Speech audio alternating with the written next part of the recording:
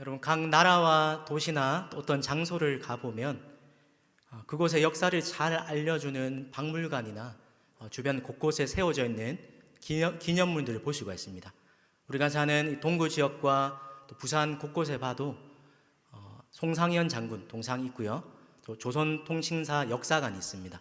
자성대도 있고 또 유엔 평화공원, 수많은 우리 부산과 또 우리나라의 역사와 여러 정신들을 보여주는 그런 기념물들이 곳곳에 즐비해 있습니다.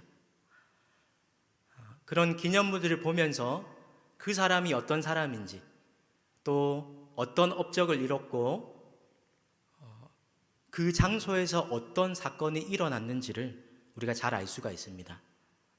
역사적 교훈을 얻거나 그런 정신을 우리가 기리거나 아니면 그때 일들을 기억하기 위해서 기념물들을 세우는 것입니다. 여행을 다녀와서도 마찬가지죠.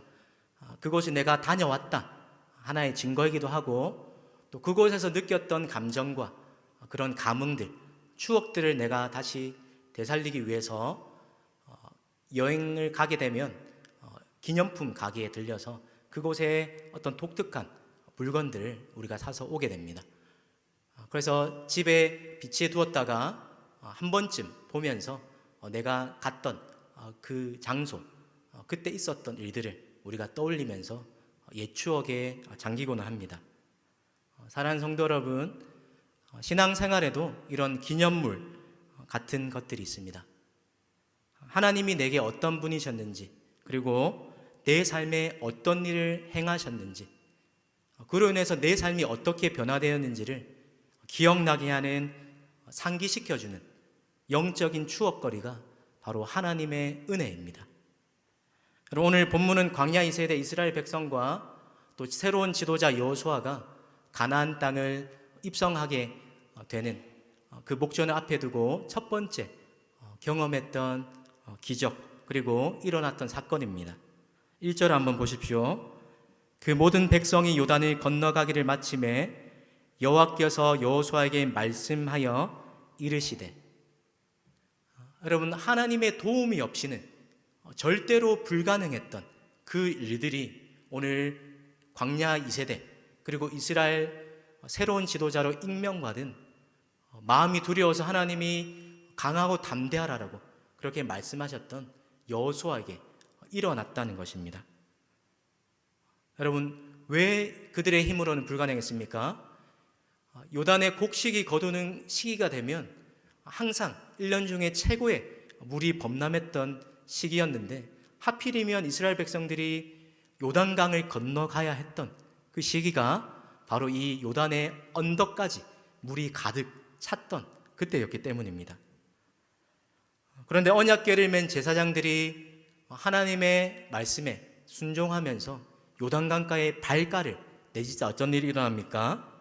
위에서부터 흘러내리던 물이 우리가 걸어가는, 이스라엘 백성들이 걸어가는 그 목전 앞에서 마른 땅과 같이 되었더라라고 성경이 우리에게 증거하고 있습니다. 여러분, 요단을 건너가기 전에 하나님께서 이스라엘 백성들에게 여호수아 3장 10절에 이렇게 말씀하십니다. 또 말하되 살아계신 하나님이 너희 가운데에 계시사 가나안 족속과 헷 족속과 히위 족속과 브리스 족속과 기르가스 족속과 아모리 족속과 여부스 족속을 너희 앞에서 반드시 쫓아낼 줄을 이것으로써 너희가 알리라. 여러분, 그 요단을 건넌 사건은 단순한 기적이 아니라 하나님께서 약속의 땅에 들어가게 하셔서 친히 너희의 모든 대적들을 내가 너희 앞에서 몰아내주겠다, 하나님의 약속을 신실하게 틀림없이 내가 지키겠다는 그런 증표로서 주신 말씀이었습니다. 이 요단강을 통하여 이스라엘 백성들에게 분명하게 하나님이 내 삶에 살아계시구나, 지금도 내 삶에 개입하셔서 그 하나님이 내 삶을 인도하고 계시구나, 이 사실들을 확증하게 된 사건입니다. 여러분, 한번 상상해 보십시오. 눈앞에서 조금 전까지만 해도 내가 어떻게 건너가나 막막하게 그렇게 바라만 보고 있던 요단 강물이 순식간에 기적적으로 갈라졌습니다. 얼마나 이 기적을 경험하고 흥분이 되었겠습니까? 여러분, 근데 그런 흥분이 가라앉기도 전에 하나님께서 여호수아를 부르셔서 이렇게 명령하십니다. 2절과 3절입니다. 백성의 각 지파에서 한 사람씩 12사람을 택해라. 그리고 그들에게 요단 가운데서 제사장들의 발이 굳게 선 그곳에서 돌 12를 택하여다가 오늘 너희가 유숙하는 그곳에 두어라고 말씀하십니다. 우리가 느꼈던 감정들은 쉽게 사라져 버리지만, 그리고 사람은 오고 오는 시대 속에 잊혀져 버리지만, 기념물과 기념비는 사람보다 더 오래 남게 됩니다. 여러분, 백성들이 막 요단강을 건너기를 마쳤던 이후에 하나님이 왜 이런 명령을 하고 계십니까? 옛말에 경야무원, 역일문이라는 한자가 있습니다. 무슨 뜻이냐면 원수든 은혜든 때가 되면 다 잊게 된다는 것입니다. 또 비슷한 말로 은혜는 물에 새기고 원수는 돌에 새긴다라는 이런 말도 있습니다. 우리가 절대 잊어서는 안 되는 이 구원의 은혜, 하나님의 은혜는 쉽게 잊어버리면서 나에게 조금 상처를 주고 마음을 아프게 했던 그 사람과 어떤 사건들은 우리가 돌에 새기는 것처럼 그렇게 오랫도록 기억한다는 말입니다. 여전히 은혜를 받았지만 한편으로 죄에 익숙한 우리의 습성이 아닙니까?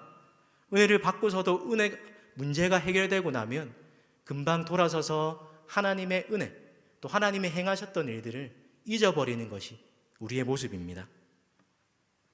여러분, 우리가 영적으로 기억 상실에 걸린다면 하나님이 어떤 분이셨는지, 또 내가 하나님 앞에서 결단한 것이 무엇인지를 쉽게 잊어버리고 은혜에 대한 기억력들이 점점 희미해져 가게 됩니다. 만약 요단을 건너기를 막 마친 후가 아니라 한참 시간이 지나서 하나님이 이제 너희가 이전에 경험했던 그 돌들을 그곳에서 가져와라 말씀하셨다면 아무래도 지금 막 이 돌을 가져와서 쌓는 것보다 영적인 감흥도 덜할 것이고, 또 그 기억도, 은혜에 대한 기억도 희미해져 갔을 것입니다. 그래서 하나님께서 요단을 막 건너기를 마침에 오늘 이스라엘 백성들에게 요단강에서 돌 12개를 취하여서 너희에게 기념이 되게 하라라고 말씀하고 계신 것입니다. 여호수아가 기록된 이 앞에 성경 신명기를 보면 약속의 땅에 이스라엘 백성들이 들어오기도 전에 하나님께서 두 번째 율법을 광야에서 이스라엘 백성들에게 주시면서 주셨던 말씀에 자주 등장하는 반복적인 표현, 중요한 말이 있습니다. 그것이 바로 기억하라라는 말씀입니다. 대표적으로 신명기 8장 11절 말씀에 보면 하나님께서 약속의 땅에 들어가기 전에 이스라엘 백성들에게 당부하시면서 이렇게 말씀하십니다. 내가 오늘 내게 명하는 여호와의 명령과 법도와 규례를 지키지 아니하고 내 하나님 여호와를 잊어버리지 않도록 삼갈지어다. 시편 103편의 2절에 시편 기자도 우리에게 이렇게 말씀하고 있습니다. 내 영혼아 여호와를 송축하며 그의 모든 은택은 잊지 말지어다.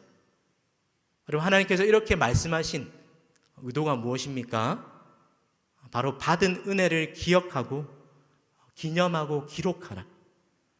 우리가 받았던 은혜의 흔적들을 남기면서 살아가라는 것입니다. 지금 시대라면 이렇게 미디어가 발달한 시대였다면 이런 놀라운 일을 기적하며 어떻게 증거를 남기겠습니까? 핸드폰으로 찍어서 유튜브에 막 올려서 실시간 조회수가 막 올라가는 이런 일들로 기록을 남겼겠지만, 고대 당시 어떤 기념과 기억을 남기기 위한 방식은 오늘 본문에서 보는 것처럼 돌무더기를 기념비로 쌓는 것이었습니다. 창세기에 야곱이 돌 베개를 자고 자다가 이곳이 하나님이 나타나신 곳이구나, 베델에서 돌 무더기로 그렇게 기념물을 쌓게 되었습니다. 또 야곱과 라반이 언약을 맺으면서 언약의 증거물로 돌무더기를 쌓았고, 오늘 여호수아에도 아간이 범죄했을 때 나쁜 그런 기억을 잊지 않기 위해서, 잘못된 것들을 교훈하기 위해서 증거의 돌무더기로 악을 골짜기에 세웠습니다. 그리고 24장에 세겜 언약을 새롭게 갱신하면서 그것들을 증거하기 위한 것도 돌이었습니다. 그리고 사무엘 선지자가 블레셋 전투에서 승리를 경험한 이후에 여호와께서 여기까지 우리를 도우셨다, 에베네셀, 그것 또한 돌로서 기념을 남겼던 것입니다. 그런데 하나님께서 오늘 12개의 돌을 택하라고 하신 곳이 어디입니까? 요단 가운데 제사장들의 발이 굳게 선 그곳에서, 쉽게 풀어서 설명하자면 하나님의 살아계심을 생생하게 체험했던 그 은혜의 자리에서, 그 은혜의 흔적이 남아있는 그곳에서 돌 12개를 치에다가 어디에 둡니까? 오늘 밤 너희가 유숙하는 그곳. 그리고 오늘 9절에 보면 세워진 12돌이 오늘까지 거기에 있더라 라고 말씀하십니다. 여러분, 오늘 밤 유숙할 그곳, 오늘까지 있더라. 어떤 의미입니까? 기적은 끝이 났지만 하나님의 은혜는 우리의 삶의 평생에 간직되고 기억되게 하라는 것입니다. 하나님의 명령대로 이스라엘 12지파의 대표들이 요단에서 돌을 취해서 돌을 가져오고 유숙할 곳에 가져다 두게 되었습니다. 그리고 그것을 쌓게 하신 목적을 오늘 4장 본문에서 세 가지 이유를 말씀하고 계십니다. 첫 번째는 24절 하반절 말씀에 이렇게 첫 번째 이유를 말씀하십니다. 같이 한번 읽을까요? 시작. 너희가 너희의 하나님 여호와를 항상 경외하게 하려 하심이라. 여러분, 길갈에 세웠던 12개의 기념비는 압살롬이나 사울이 세웠던 자기의 이름과 자기의 공로를 나타내기 위한 그런 목적이 아니라 오직 하나님의 은혜만을 기리기 위한 은혜의 기념비였다는 것입니다. 구원의 은혜를 깨달았던 그 하나님의 백성들이 더욱 하나님을 경외하면서 항상 하나님을 경외하는 마음이 떠나지 않게 하는 것, 은혜의 그 삶이 은혜의 삶에서 멀어지는 것을 조심하게 하도록 돕는 것이 가장 중요한 목적이었다는 것입니다.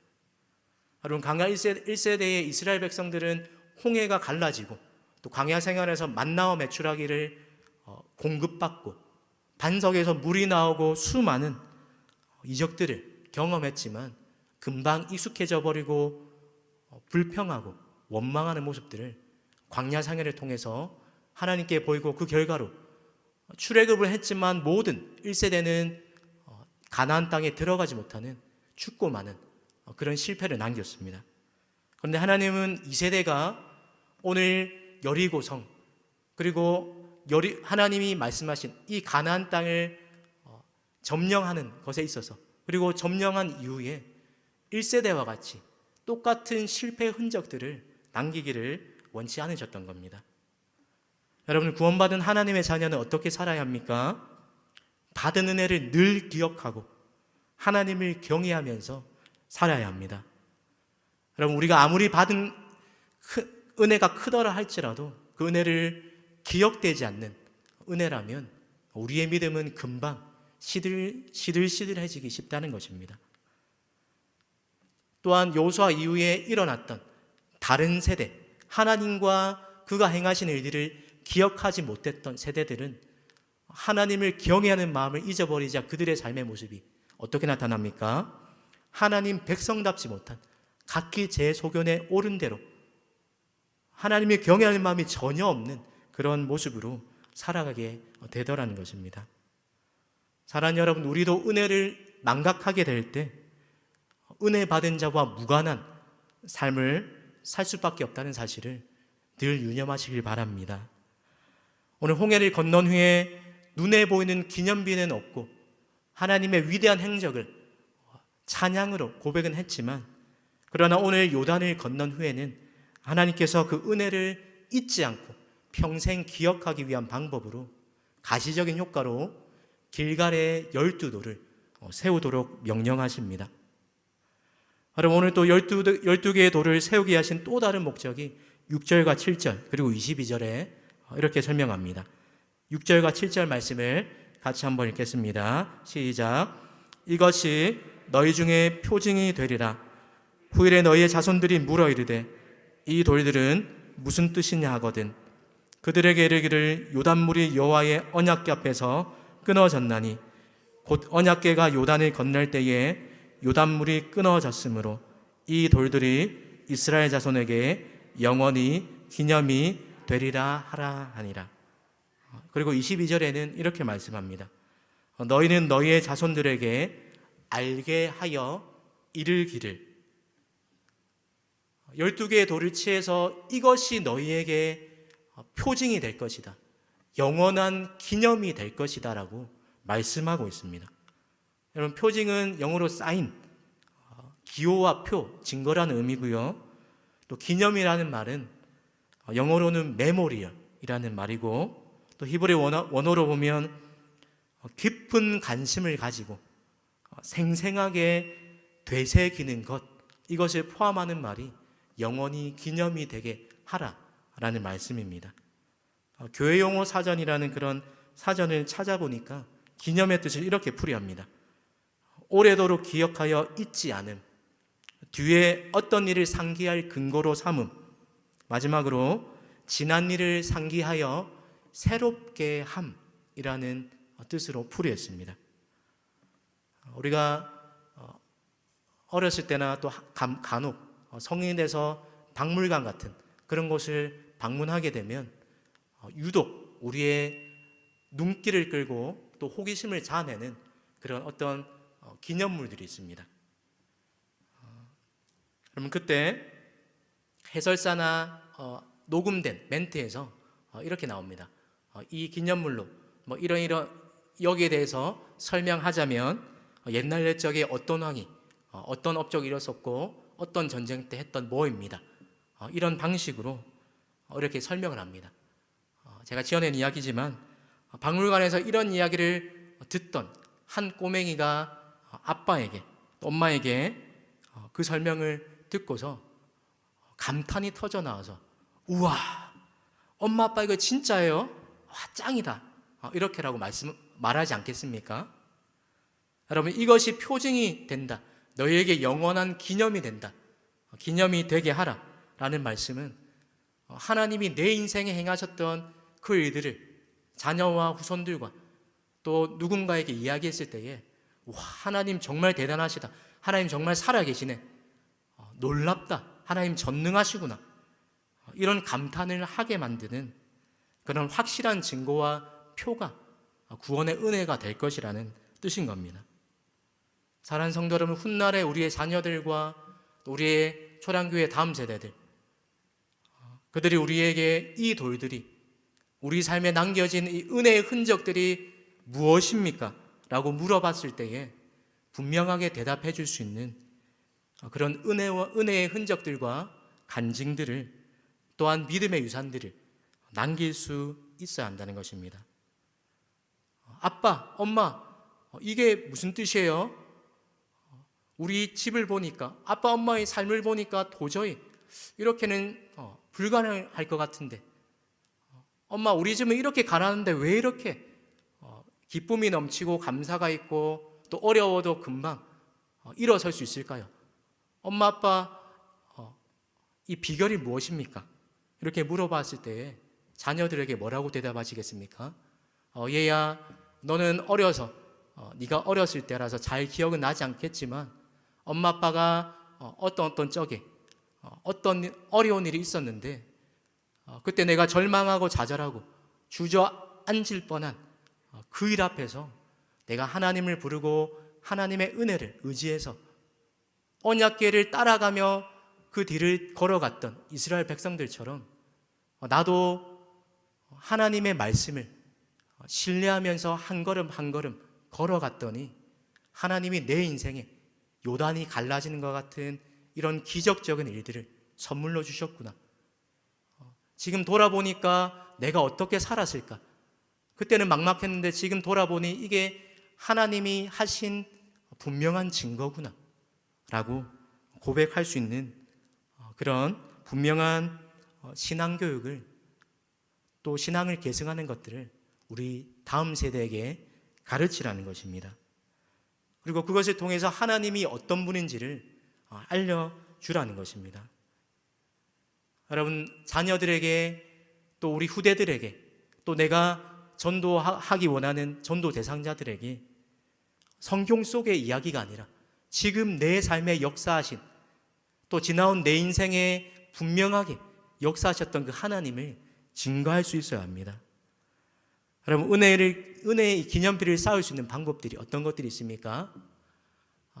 일기를 남길 수도 있고요. 또 어떤 분은 보니까 하나님이 주셨던 은혜를 찬송가로 그렇게 작사해서 노래로 만들기도 합니다. 수많은 다양한 방법들로 사진을 찍어서 간단한 메모를 남길 수도 있고요. 여러 많은 자신만의 방법들로 은혜의 흔적들이 그냥 과거의 한때의 추억으로 끝나지 않고 내가 먼 훗날 지나온 내 삶을 돌아봤을 때 하나님이 이때 내 삶에 이렇게 역사하셨구나, 그 은혜의 증거물들을 남길 수 있습니다. 우리에게 베푸신 은혜와 또 놀라운 이 구원의 증거들이 우리 삶 가운데 나타날 때에 우리의 자녀들이 하나님을 더 사모하고 알고 싶은 마음들이 더 간절하게 일어나지 않겠습니까? 오늘 은혜의 흔적을 남겨야 할 마지막 세 번째 이유를 24절 상반절에 이렇게 말씀합니다. 이는 땅의 모든 백성에게 여호와의 손이 강하신 것을 알게 하며 하나님의 영광이 드러나기 위한, 드러나는 삶을 살기 위함이라는 것입니다. 오늘 4장이 끝난 이후에 가나안의 여러 왕들이, 이스라엘 백성들이 요단을 마른 땅처럼 건넜다는 이 소식을 듣고 보인 반응이 여호수아 5장 1절에 하반절에 이렇게 기록됩니다. 듣고 마음이 녹았고 이스라엘 자손들 때문에 정신을 잃었더라. 하나님의 전능하심과 또 심판하시는, 또 능력을 베푸시는 그 하나님의 모습을 보면서 이방 사람들이 아직 하나님이 어떤 분인지는 정확히 모르지만 그 능력 앞에서 벌벌 떨고 경외하는 마음, 두려운 마음들을 갖게 되었다는 것입니다. 여러분, 우리 속에 이런 분명한 은혜가 남겨져 있을 때 그것들을 보고 들으면서 우리의 자녀들과 후손들, 그리고 누군가가 영적인 유익들을 누릴 수가 있고 또 하나님을 믿을 수 있는 그런 분명한 증거가 될 수가 있습니다. 여러분, 우리 삶의 은혜의 흔적들이 하나하나 차곡차곡 쌓인다면 참 얼마나 든든하고 또 확신이 넘치지 않겠습니까? 그런데 여러분, 어떻게 하면 이 요단강을 마른 땅처럼 건넜던 이 기적과 같은 일들이 우리 삶에서 나타날 수 있겠습니까? 3장과 4장에 반복되어서 보여주는 모습이 있습니다. 요단을 건너가기 전이나 또 건넌 후에 보였던 모습. 하나님이 여호수아에게 말씀하시고 순종합니다. 그리고 여호수아가 명령한 그 명령을 마치 하나님이 하셨던 명령으로 여기면서 제사장들과 이스라엘의 모든 백성들이 순종합니다. 그리고 오늘 본문에 삽입되었던 이 사건의 스토리 안에 삽입되었던 르우벤과 갓과 므낫세 반 지파가 보여주는 모습도 이전에 모세와 여호수아에게 다짐했던, 먼저 내가 이 이스라엘 백성들보다 건너가서 전쟁에서 앞장서서 이 땅을 다 취한 후에 내가 가겠습니다, 여기에 대한 결단에 순종하는 모습을 동일하게 보여주고 있는 것입니다. 뿐만 아니라 하나님께서 우리에게 기이한 일을 행하시겠다고 약속하시면서 요구하시는 한 가지 것이 더 있습니다. 여호수아 3장 5절에 보면 이렇게 말씀하십니다. 너희는 자신을 성결하게 하라. 여러분, 은혜의 흔적은 그냥 저절로 깃드는 것이 아니라 하나님 말씀에 순종하고 우리의 삶을 하나님 앞에서 성결하게 해나갈 때에 자연스럽게 깃든다는 것입니다. 오늘 설교를 준비하면서 어떤 분이 역사학자인 오학령 교수라는 그분이 썼던 조선의 힘이라는 이 책에 대한 소개글을 썼던 글을 잠시 보게 되었습니다. 조선왕조 500년의 역사가 어떻게 지금까지 이어질 수 있었나, 그것을 이 분이 평가하기를 이렇게 요약합니다.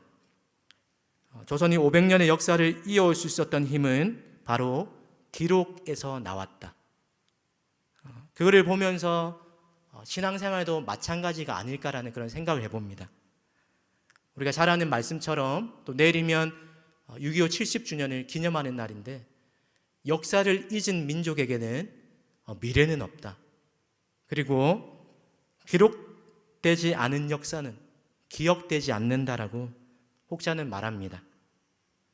마찬가지 아닙니까? 우리가 받았던 은혜 또한 기록되고 기록으로, 기억으로, 은혜의 흔적으로 남겨질 때에 지금 내 삶에서 뿐만 아니라 후일에 이것이 영원한 기념이 되리라. 후일에 더 큰 영향력을 가지게 된다는 것입니다. 사랑하는 성도 여러분, 여러분 앞에 이스라엘 백성들이 마주했던 것처럼 내 힘으로는 도저히 건널 수 없을 것 같은, 우두커니 딱 버티고 있는, 언덕까지 차올란 그런 요단강이 여러분 앞에 있습니까? 아무리 지금 현실의 상황이 어렵다 할지라도 우리에게 분명한 은혜의 흔적이 남아있다면, 내 삶에 새겨진 여호와께서 여기까지 우리를 도우셨다라는 이 에베네셀의 은혜의 기념비가 내 삶에 새겨져 있다면, 그 은혜의 기념비가 내 인생의 길갈에 세워진 사람이라면 오늘과 내일이 가져다주는 막연한 두려움에서 그 두려움을 이겨낼 수 있는 힘이 생기게 됩니다. 사랑하는 여러분, 어떻게 그럴 수 있습니까? 이것이 너희에게 표징이 되리라. 이 돌들이 이스라엘에게 영원히 기념이 되리라고 하나님께서 약속하셨기 때문입니다.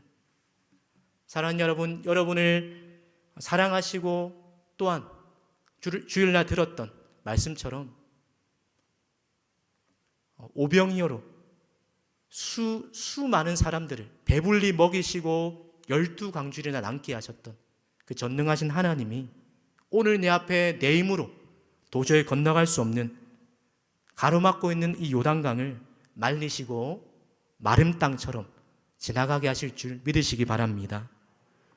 또한 여러분의 삶에도 이런 하나님의 은혜의 흔적들이 많아지기를 기대하시기를 바랍니다. 말씀에 순종하면서 또 성결한 삶을 살아감으로 이 은혜의 기적을 날마다 경험하는 주인공이 되시길 바랍니다. 또한 이곳에 100여년이 넘는 역사를 가진 우리 초량교회가 은혜의 12돌이 끊임없이 남겨져 있는 길갈과 같은 곳이 되기를 바랍니다. 남은 한 주와 여러분의 평생의 삶이 여러분 자신뿐만이 아니라 자녀들과 후손들, 또 여러분이 복음을 증거할 그 사람들에게 분명한 은혜의 흔적들을 풍성하게 남기는 그런 복된 인생 되시기를 우리 주님의 이름으로 축복하고 바랍니다.